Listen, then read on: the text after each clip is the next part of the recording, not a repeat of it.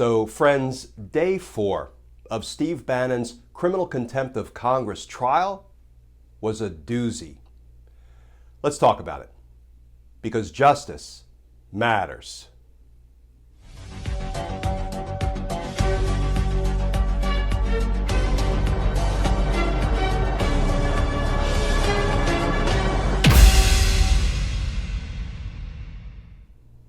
Hey all, Glenn Kirshner here. So day 4 of Steve Bannon's criminal contempt of Congress case is in the books, and closing arguments are now scheduled for tomorrow morning. Let's cover some of the trial's highlights thus far and a few of the lowlights. I want to start with Judge Carl Nichols. Judge Nichols, in my estimation, has done a pretty good job presiding over the case. He has been professional, civil, cordial, thoughtful, notwithstanding the fact that he's a Trump appointee. You have to give credit where credit's due. You have to call it the way you see it. And I thought he has done a pretty good job managing this trial, with one notable exception, which I'll talk about in a minute. Let's talk about the prosecution. The prosecution team did a phenomenal job. Yes, I'm a former career federal prosecutor, and yes, it is my former office prosecuting the case, but again, I have to call it the way I see it. The lead prosecutor, Assistant United States Attorney Amanda Vaughn, was spot on throughout her presentation, and I look forward to her closing argument tomorrow morning. The defense team. Well, first of all, there was a defense attorney by the name of Evan Corcoran who did the entire presentation in front of the jury. In fact, the other member of the defense team, David Schoen, who I'll talk about in a minute, did not utter a single word in front of the jury, and that was a smart tactical choice by the defense. You'll see why in a moment. But I thought defense attorney Evan Corcoran actually did a pretty nice job presenting the defense case. Bear with me here. He was thoughtful, professional, civil, respectful, and he made the most of what he had.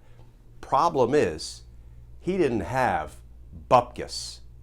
There is no evidence to offer that can exonerate Steve Bannon for willfully defying congressional subpoenas. Still, I thought defense attorney Corcoran did a professional job. Let's talk about the other defense attorney, this guy, David Schoen. Schoen, as I say, was not permitted to utter one word before the jury, a smart tactical choice. Why? Because he was loud, abrasive, combative, imprecise. Not my word. That was Judge Nichols' word for the arguments that David Schoen was making to the court. He said, Attorney Schoen, your arguments are imprecise.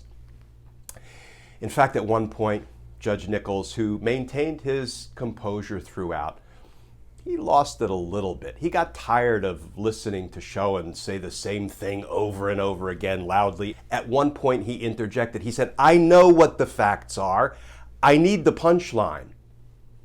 That's a quote. He kind of shut Schoen down. So, the one mistake Judge Nichols made, in my estimation, and let me tell you, friends, over the course of 30 years, I appeared before tons and tons and tons of judges, both military and civilian, both trial court and in various appellate courts, in federal court, in state court, and in local court. I tried to count them up one time, and I couldn't, and I hesitate to spit out a number because I don't want it to be imprecise. But a lot of judges. I've seen the good, the bad, and the ugly. Judge Nichols, I thought, managed the case well.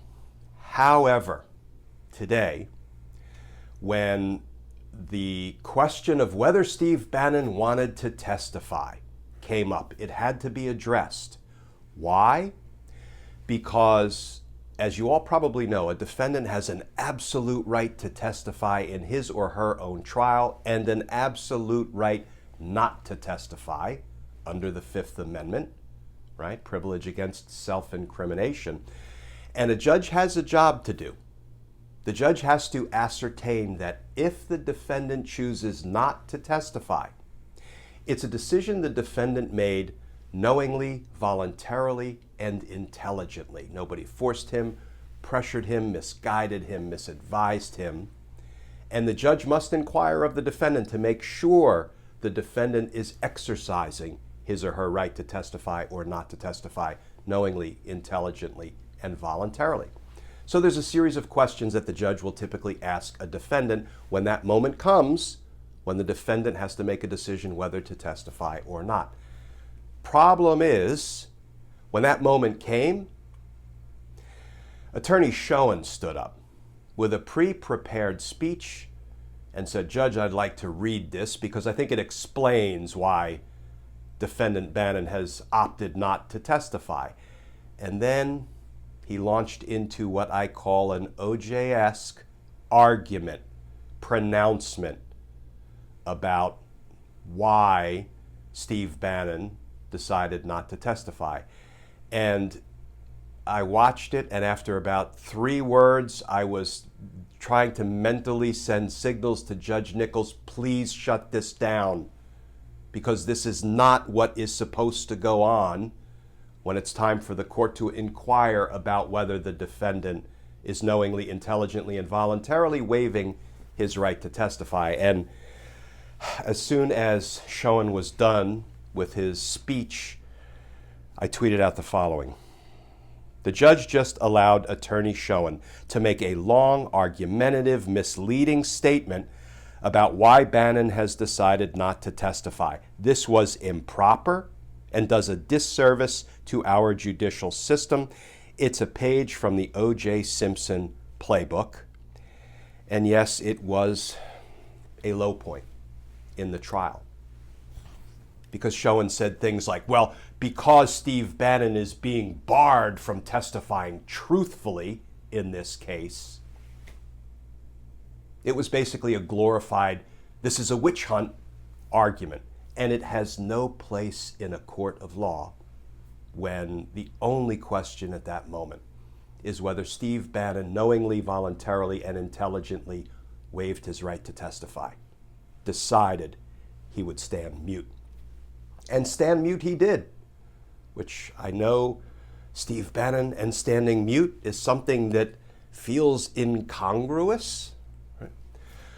But apparently, somebody found the secret recipe, the magic that will make Steve Bannon shut up.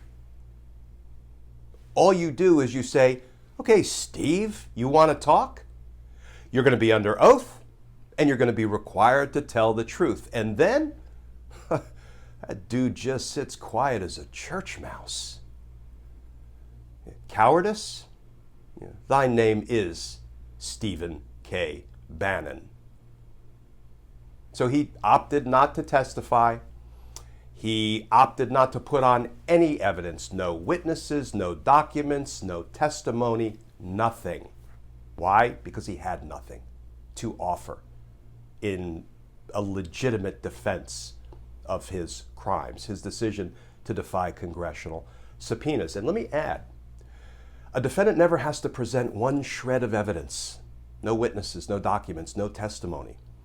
Why? Because it is the government, the prosecution, that bears the burden of proving the defendant's guilt beyond a reasonable doubt, and that burden never shifts to the defense to present any evidence to try to prove he or she is innocent.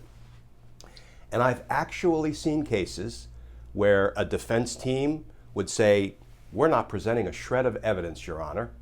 And then they make an argument to the jury, ladies and gentlemen, why would we present evidence? When the prosecution failed so miserably, so obviously, so transparently to prove the defendant's guilt beyond a reasonable doubt, no, there was no way we were presenting evidence because you knew at the close of the government's case you were going to have to find the defendant not guilty. I've seen those arguments work fairly well when the prosecution's case really was weak. Problem for old Steve is the prosecution's case here was very strong, was rock solid. Now, Nothing is a done deal until the jury announces its verdict. But I have to believe after closing arguments tomorrow morning and after a relatively short period of deliberation, the jury will get this right and they will convict Steve Bannon on both counts of contempt of Congress. And he will be facing up to 2 years in prison.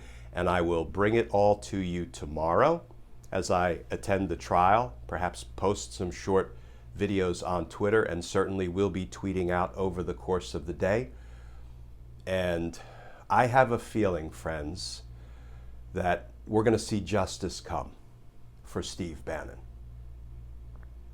And justice matters. Friends, as always, please stay safe, please stay tuned, and I look forward to talking with y'all again tomorrow.